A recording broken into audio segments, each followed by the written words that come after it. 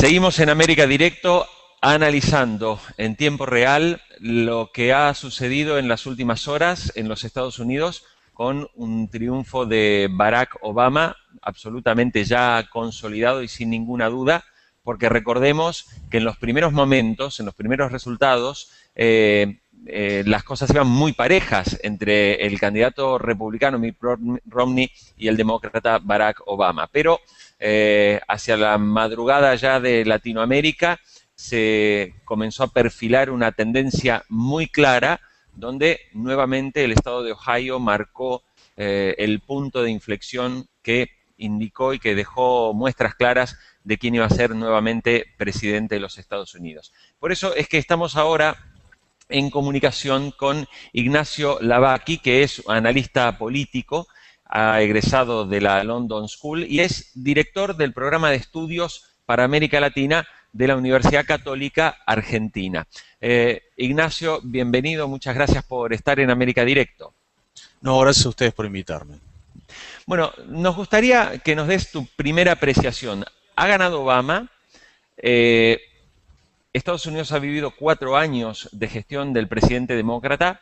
Sin embargo, la relación de Estados Unidos con América Latina dista mucho de ser la que era hace años, ¿no? Pareciera que el enfoque en Medio Oriente, los problemas en Afganistán, todavía lo que queda pendiente de alguna manera de Irak y de alguna manera la amenaza que también hoy es Irán, parecen haber enfocado la atención exclusivamente en esa área y América Latina ha quedado postergada. ¿Qué se puede esperar? ¿Se puede esperar un cambio con Barack Obama en este segundo mandato hacia nuestra región?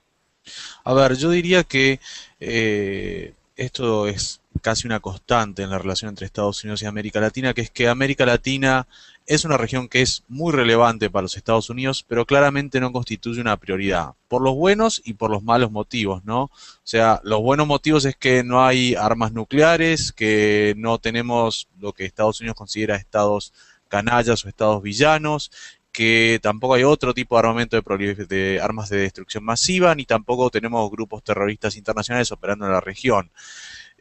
Ahora, en términos de relevancia, es una región muy relevante, digo, hay algunas áreas de la región son bastante más relevantes para los Estados Unidos, probablemente las que están más cerca, donde hay una agenda más densa, donde hay temas positivos, como puede estar vinculados a comercio e inversiones, o temas que no son tan positivos como puede ser el caso del narcotráfico, o temas que generan conflicto, especialmente con México en Centroamérica, como es la cuestión de las migraciones. Pero en ese sentido, yo no esperaría que América Latina se vuelva una prioridad o alcance el grado de prioridad que tiene Medio Oriente o la relación con la Unión Europea o China en los próximos años. Y amén de que esas áreas tienen más relevancia para los Estados Unidos, también hay un tema, ¿no? Que es que Obama tiene que hacer frente a una agenda doméstica bastante cargada, ¿no? Digamos, él heredó una situación bastante comprometida de la administración Bush y que eso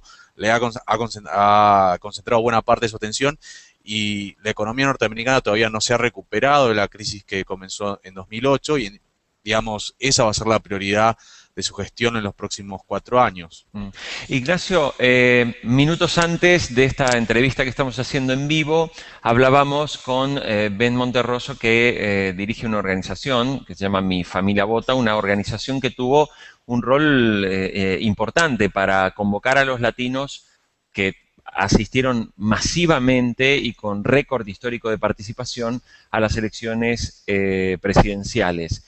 Nos decía Monterroso que para la comunidad latinoamericana hay 3 premisas que se le plantearán a Obama, ¿no? Una de ellas es el tema de la educación, quieren que sus hijos reciban una muy buena educación. La segunda es el empleo, y la tercera es una ley de migraciones que de una vez por todas resuelva buena parte de los problemas que arrastra muchísima gente, y no solo los latinoamericanos.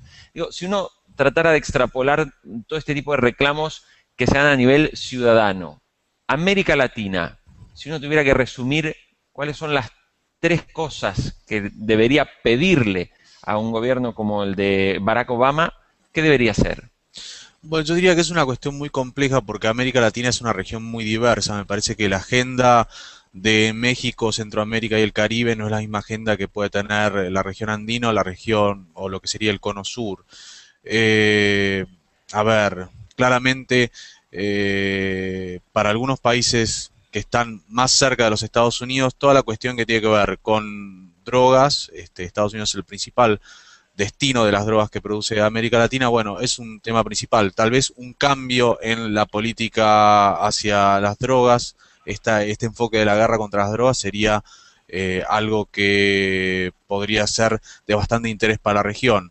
Sobre todo, digo, para los países que tienen altas tasas de criminalidad en Centroamérica, que está principalmente vinculado al tema del narcotráfico.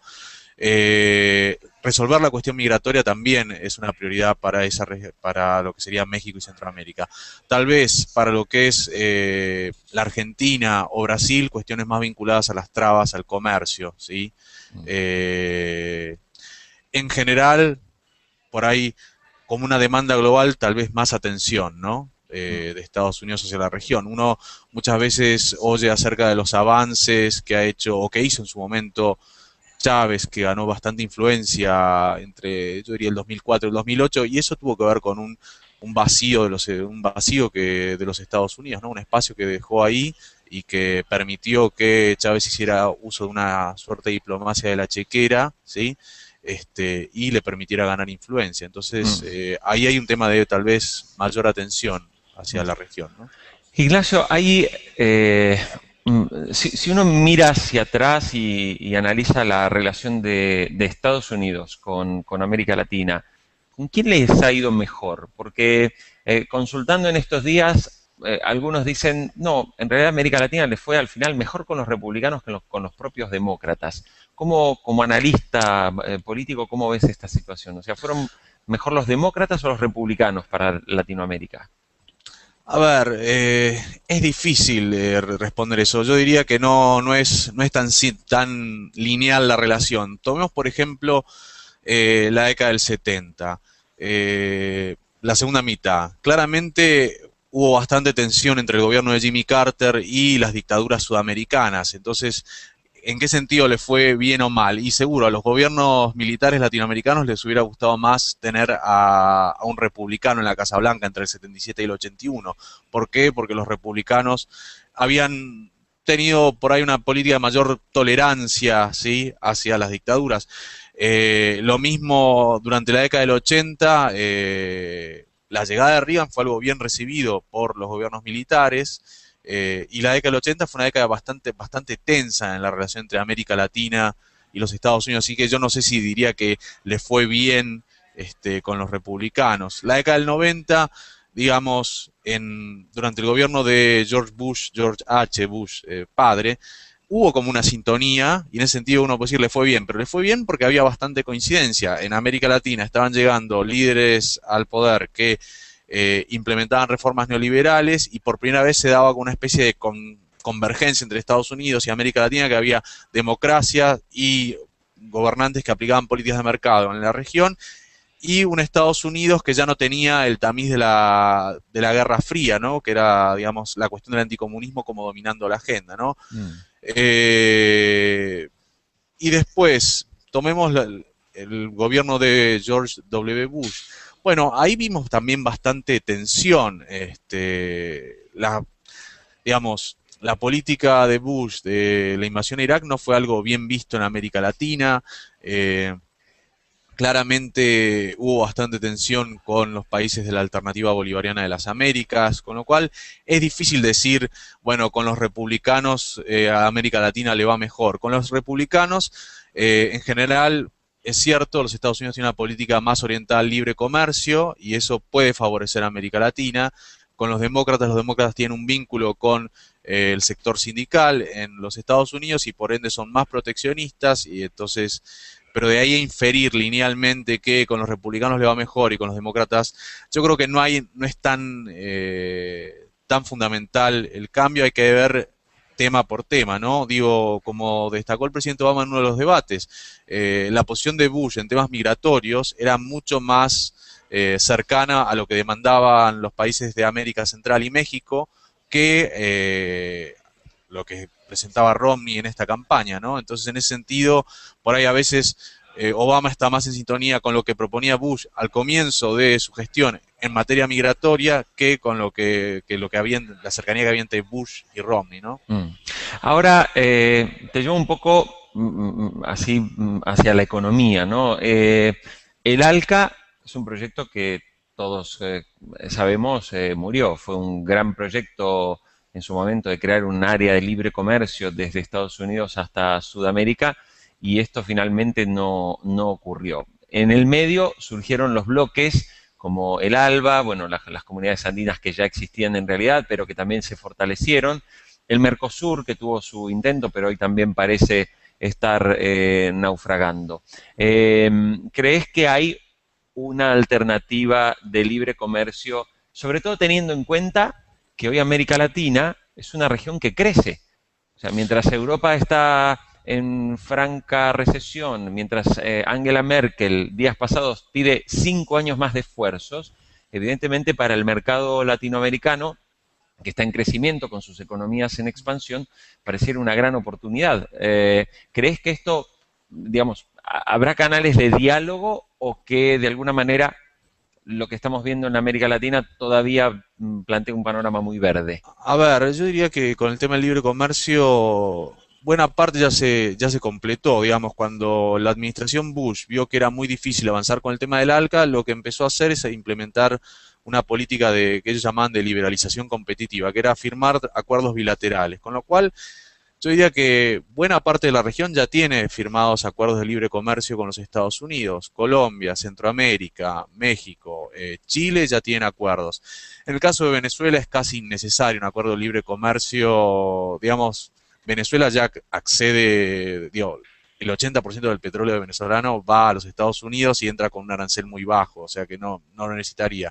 ¿Quiénes quedan fuera hoy de un acuerdo de libre comercio con los Estados Unidos? Bueno, los países del Mercosur, Ecuador y Bolivia, aparte de Venezuela, ¿no? Entonces, eso por un lado. Segundo, es difícil que Obama pueda avanzar, digamos, Obama se limitó a ratificar lo que ya había hecho, lo que ya había negociado Bush, y con este Congreso y con la economía, digamos, cuando las economías están en una situación de recesión o bajo crecimiento, es muy difícil aprobar este tratado de libre comercio. Justamente, más bien, estos momentos de crisis lo que favorecen es lo otro. Por eso vemos que una de las primeras cosas que se reclamó del G20 fue evitar el proteccionismo como una forma de pasarle la carga a los vecinos, ¿no? Entonces, yo diría que no veo, digamos, buena parte del comercio de los Estados Unidos con América Latina ya está cubierto bajo acuerdos de libre comercio. Obviamente, cerrar un acuerdo de libre comercio con Brasil sería como muy tentador para los Estados Unidos, pero me parece que desde los Estados Unidos no están las condiciones dadas para avanzar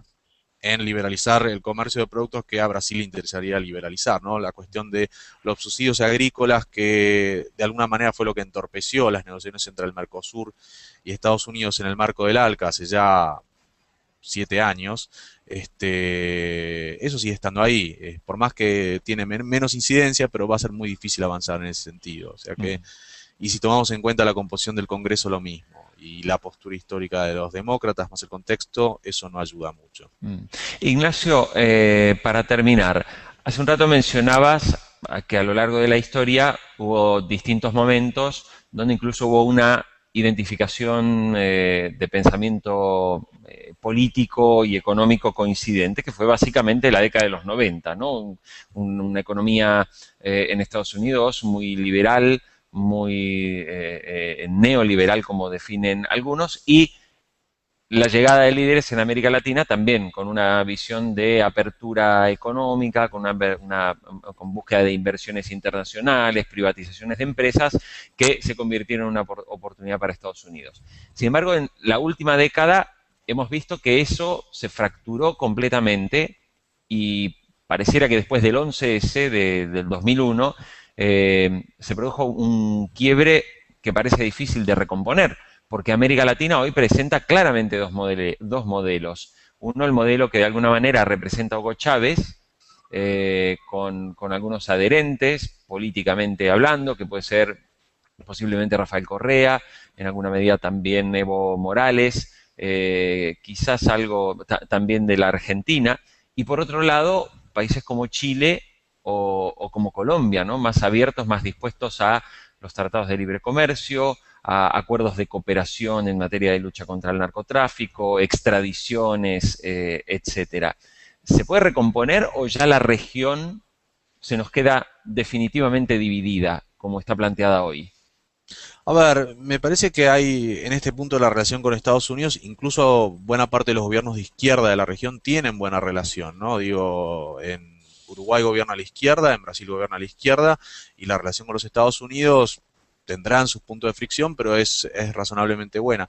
Claramente, Ecuador, Bolivia y Venezuela tienen mayores puntos de fricción, especialmente Venezuela en la retórica sobre todo, ¿no? Digo, porque digo, la mayor parte de los ingresos de Chávez están derivados de las exportaciones de petróleo y derivados, y esas exportaciones van a los Estados Unidos, con lo cual si uno deja la retórica de lado, al final ahí hay una sociedad comercial, ¿no? Si Chávez quisiera realmente molestar a los Estados Unidos, lo que tiene que hacer es dejar de venderle petróleo, y si Estados Unidos quisiera realmente molestar a Chávez, podría dejar de comprárselo, ¿no? Ahora, claramente hay, si uno podría decir, países más orientados hacia un modelo de democracia, un modelo de capitalismo que está más en sintonía con los Estados Unidos, y otros que están en otro, tal vez, modelo de democracia y con políticas económicas que se alejan, ¿no? Amén de eso, hay otras cuestiones que hacen ruido, ¿no? Tal vez, digamos, si el tema del narcotráfico, por ejemplo, puede meter mucho más ruido en la relación entre Bolivia y Estados Unidos que la cuestión de la política económica y el tipo de democracia, ¿no? La política de Chávez también, o sea, lo tenemos en cuenta, acá tenemos dos países que en algún momento expulsaron al embajador de los Estados Unidos, ¿no? Expulsaron a la DEA y demás. Esa cuestión puede hacer más ruido que el tipo de democracia y el tipo de política económica. Ahora, volver a los 90, bueno, eso depende de las urnas, ¿sí? Digamos, claramente si hace un mes hubiera ganado Capriles y no Chávez, bueno, eso probablemente hubiera puesto a Venezuela en sintonía con los Estados Unidos, ¿no? Digo, Estados Unidos tampoco, Obama, tal vez uno de los mayores aciertos fue bajar esa tensión retórica que era bastante funcional. Ahora, volver a lo de los 90, de momento parece bastante difícil, que toda la región que se dé esa suerte de comunidad de valores a nivel hemisférico, digamos, hoy claramente eso no está. Muy bien, Ignacio Lavaki, muchísimas gracias por el contacto con América Directo y esperamos contar contigo en otra ocasión. Mientras Muchas, tanto, seguimos, por supuesto, en Infobae América, entrevistando a expertos y analistas sobre los resultados de las elecciones de Estados Unidos. Muchas gracias y hasta pronto. muchas gracias, hasta luego.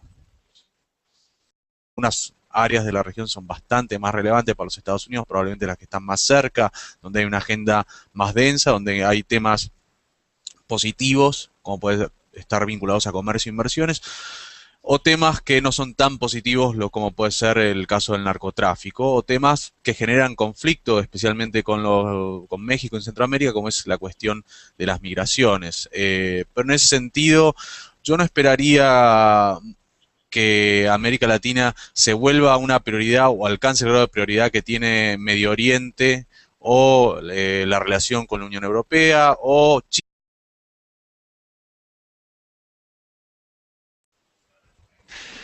Seguimos en América Directo analizando en tiempo real lo que ha sucedido en las últimas horas en los Estados Unidos con un triunfo de Barack Obama absolutamente ya consolidado y sin ninguna duda, porque recordemos que en los primeros momentos, en los primeros resultados, las cosas iban muy parejas entre el candidato republicano Mitt Romney y el demócrata Barack Obama. Pero hacia la madrugada ya de Latinoamérica se comenzó a perfilar una tendencia Obama. Estados Unidos ha vivido 4 años de gestión del presidente demócrata. Sin embargo, la relación de Estados Unidos con América Latina dista mucho de ser la que era hace años, ¿no? Pareciera que el enfoque en Medio Oriente, los problemas en Afganistán, todavía lo que queda pendiente de alguna manera de Irak y de alguna manera la amenaza que también hoy es Irán, parecen haber enfocado la atención exclusivamente en esa área y América Latina ha quedado postergada. ¿Qué se puede esperar? ¿Se puede esperar un cambio con Barack Obama en este segundo mandato hacia nuestra región? A ver, yo diría que esto es casi una constante en la relación entre Estados Unidos y América Latina, que es que América Latina es una región que es muy relevante para los Estados Unidos, pero claramente no constituye una prioridad, por los buenos y por los malos motivos, ¿no? O sea, los buenos motivos es que no hay armas nucleares, que no tenemos lo que Estados Unidos considera estados canallas o estados villanos, que tampoco hay otro tipo de armamento de armas de destrucción masiva, ni tampoco tenemos grupos terroristas internacionales operando en la región. Ahora, en términos de relevancia, es una región muy relevante, digo, hay algún... Muy clara, donde nuevamente el estado de Ohio marcó el punto de inflexión que indicó y que dejó muestras claras de quién iba a ser nuevamente presidente de los Estados Unidos. Por eso es que estamos ahora en comunicación con Ignacio Lavacchi, que es analista político, ha egresado de la London School y es director del programa de estudios para América Latina de la Universidad Católica Argentina. Ignacio, bienvenido, muchas gracias por estar en América Directo. No, gracias a ustedes por invitarme. Bueno, nos gustaría que nos des tu primera apreciación. ¿Ha ganado